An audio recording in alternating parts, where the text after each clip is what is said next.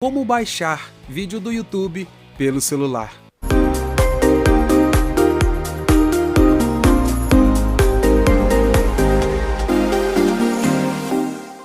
Bem-vindos a mais um vídeo aqui do canal, eu sou Railson Martins e neste vídeo aqui, galera, eu vou mostrar como baixar vídeo do YouTube pelo celular.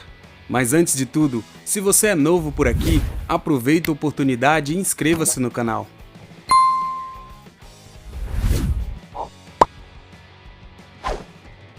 Para baixar vídeo do YouTube pelo celular, eu vou abrir a Google Play Store, que é a loja oficial de aplicativos para Android, e vou instalar o aplicativo YouTube Go.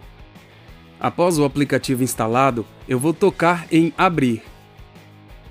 Agora eu vou tocar em Próxima e vou escolher a minha conta do Google. Agora eu vou permitir que o app acesse fotos, mídia e arquivos no meu dispositivo, tocando em Permitir. E para mostrar como baixar vídeo do YouTube pelo celular, eu vou escolher um vídeo do meu canal como de exemplo.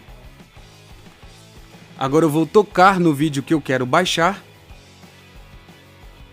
Agora aparece a opção Economia de dados, Qualidade padrão e Alta qualidade. Eu vou escolher Alta qualidade e vou tocar em Baixar.